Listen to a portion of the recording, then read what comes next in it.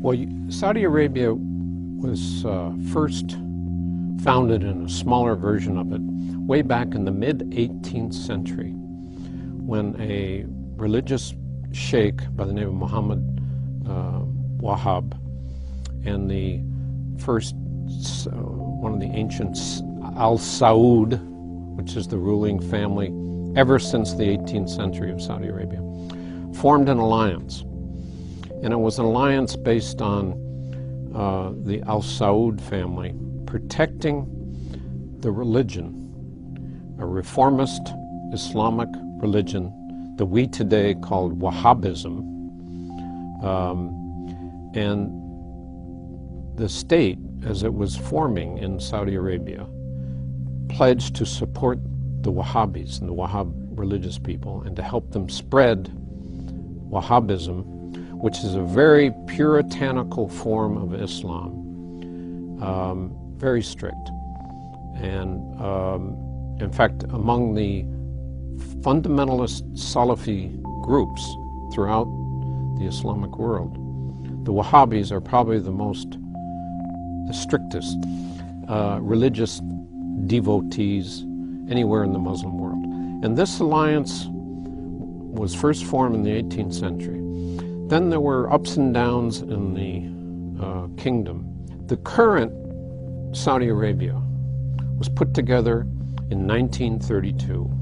It's the third Al Saud state, the third state founded by the Al Saud family.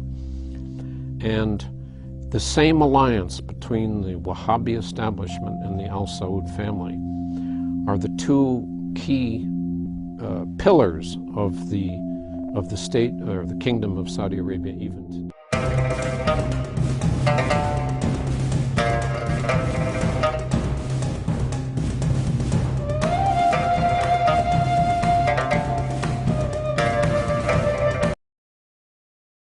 Abdulaziz and his father began to reach out to the tribes and emirs who controlled the oases. One by one they fell in behind him, and in 1903 Abdulaziz felt strong enough to unify the lands, moving northwest into Qasim.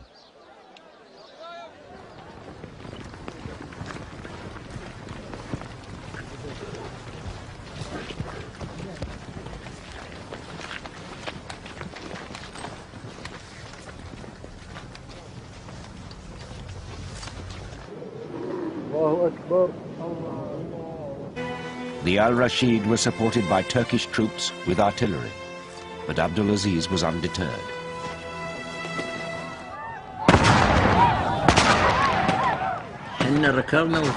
We, the young ones, ate his lunch. Then he just jumped on his horse and started to strike out at them in all directions.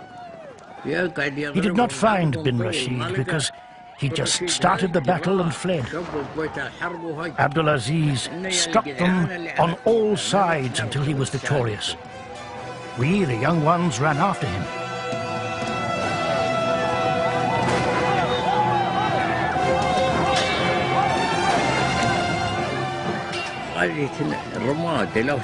The scene turned to ashes, and bin Rashid ran away.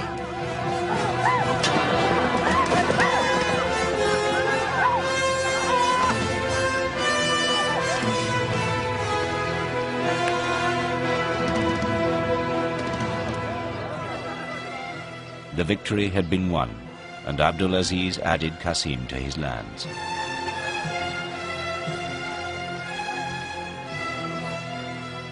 The Ottomans resorted to negotiations with Abdulaziz. Turkish garrisons were later withdrawn from Qasim.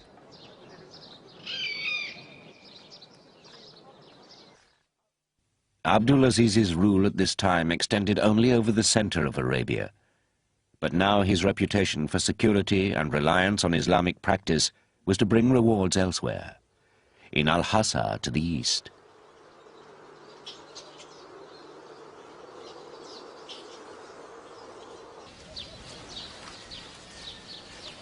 Al-Hasa was a vast oasis, rich in dates, and it had at one time been under the Al Saud. Now it was ruled by the Ottoman Turks. but they were unable to control the violence of the tribes who surrounded the oasis.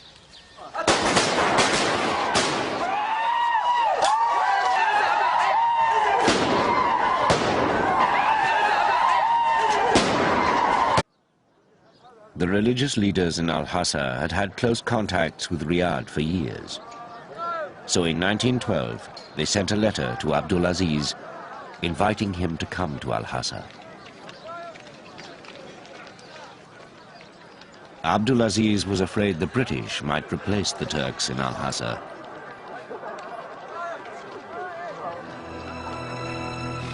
So, having tricked the tribes who surrounded Al-Hassa to move off to the north, Abdulaziz set off with 900 men. He was received by the people of the town, who gave him their allegiance. And the Ottoman soldiers were scared, and they started firing recklessly in the air.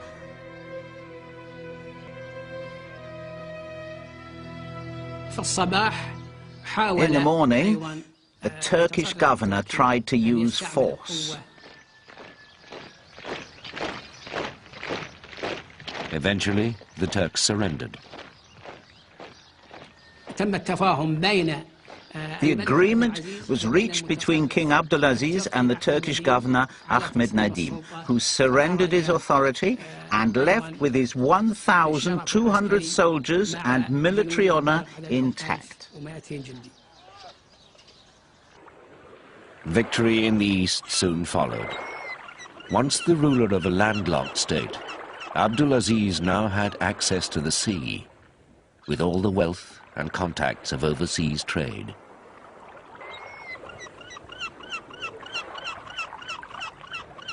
Abdulaziz had taken Al-Hassa at a crucial moment.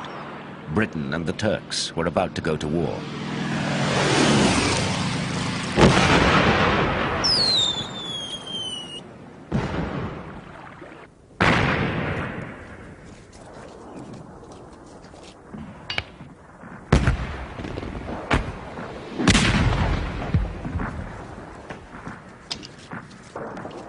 The British needed to prevent Abdulaziz from further conquest in the Gulf.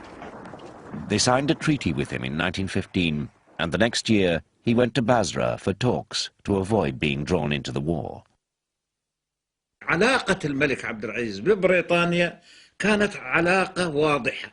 The relationship between Abdulaziz and Britain was very clear, with no grey areas. He addressed them frankly on the things he felt were right, and presented policies that showed both experience and sound judgment. So the British felt at ease dealing with him. They knew he was a wise man, and they should not make any trouble with him. By the end of the war, Turkish power in the Arab world was destroyed.